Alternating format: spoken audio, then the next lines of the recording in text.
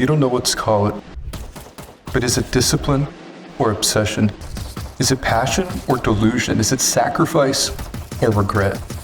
One day, you're alone, but you're perfect. Mastery is lonely.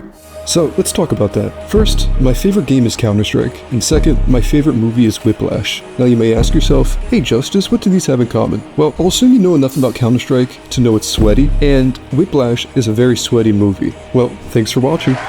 But on a serious note, it's more than that. It's a story of passion and obsession. The movie basically tells you, hey, you can be him. You know, the next Zywoo, Simple, you can be a legend. But there's a price. And as we watch the protagonist slowly morph into obsession, he's getting better, more focused, closer to perfection, and we root for him. And at the climax of the movie, what's supposed to be his triumph, his great breakthrough moment, the moment he proved to the world that he belongs there, we finally realize what it all meant. Like a Faustian legend, he sold his life, his soul for that dream. And sure, call me crazy. It's a bit extreme to compare all that to Counter-Strike, but listen, that relentless pursuit of mastery, the essence of Counter-Strike, the reason we all play, does it likewise come at the expense of everything else? I mean, how many times have you failed a test? Missed a homework assignment, skipped a shower, you forgot to respond to that one girl, hell, probably even missed out on the whole learning to talk to them in the first place. Because to you, the grind was more important. And you told yourself, like Neiman, that none of that mattered because I have a goal, a dream. And once I'm there, all that suffering is worth it. And I'm sure you've all heard, it's all about balance. Maybe you watched an Astralis vlog, saw some buff Danish psychologist tell you to take a break, go outside, live life, at least momentarily step away from the screen. But I'm not going to tell you that because I don't believe it. At any moment, this is true. For all but a single person in the world, someone in your spot is working harder than you. For every moment that you stop the grind, thousands are a moment closer to your dreams. And I'm not telling you to work hard, because it's not about hard work. And don't get me wrong, the work is hard, for sure. But for all those at the top, they didn't get there because of discipline. They got there because of mental illness, because of obsession and addiction. Because the best of the best, they didn't have a plan B. I mean, not really. They gambled everything in the process to get there. They were all in because they had to be, to put that extra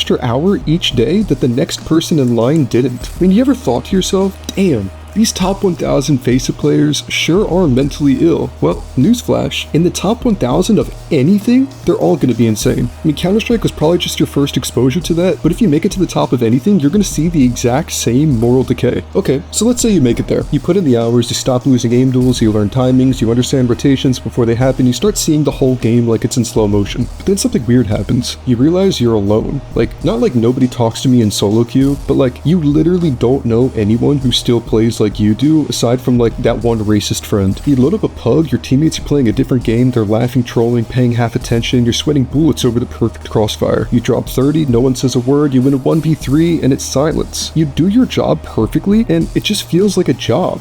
And you start to think, wasn't this supposed to feel better than this? I mean, do you remember how it used to feel back in Silver and Gold Nova? Every headshot was dopamine, every clutch you screamed, every game was with someone even if they weren't good. But now, you're watching demos alone. You mute your teammates because they're just noise. You only trust yourself and that one racist friend, and maybe that's the problem. Because somewhere in that climb, you lost the fun. You lost the team, you lost the part where the game was about anything other than just being better than the person in front of you. And maybe you think, okay, when I hit level 10, when I get that badge, when I finally beat that one guy I always lose to, then I'll feel good. But it doesn't. It's quiet. You get the rank, you hit the top, and there's no confetti, there's no parade. It's just you in your room, staring at your screen like, was that it? You get better and better and better until you're too good to enjoy it the way you used to, but not good enough for it to mean anything. You're too far from the start and too far from the top, and there's no one around you anymore that sees the game the way you do. That's the part nobody tells you, that the better you get, the fewer people there are who understand what you're even doing. Because you hit your shots, you win your fights, and you close the game, and it's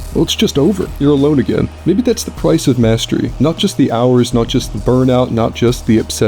Maybe the real price is that once you get close enough to perfection, you don't get to share it with anyone. So you kept going. No fans, no promises, no contracts, just you, alone, still playing like it means something. And one night, you really get it. You're flowing, you're reading the game like it's written in subtitles. You're not trying anymore, you're just doing. And it's beautiful. The kind of game you wish someone saw. You go 42 and 12, you ace an OT, you call every rotation perfectly, and your team wins. No one says a word. They type GG, they leave, the server's empty, certainty and all that mastery, all that perfection, well, it just disappears. And then weeks later, you find out something, some terrible news. A team, a real team, had been scouting you, looking for someone just like you. You know, their last player got picked up by Team Liquid. They need an entry rifler, and you've been preparing your entire life for this moment. It's your one shot. But the guy running tryouts, you know, the IGL or whatever, he was in one of your pugs months ago, maybe even years, and you flamed him. I mean, not even bad, but just enough so that he remembers. You called him brain dead. He said, "Rotate faster, holy shit." And that was it. He never forgot. And when your name came up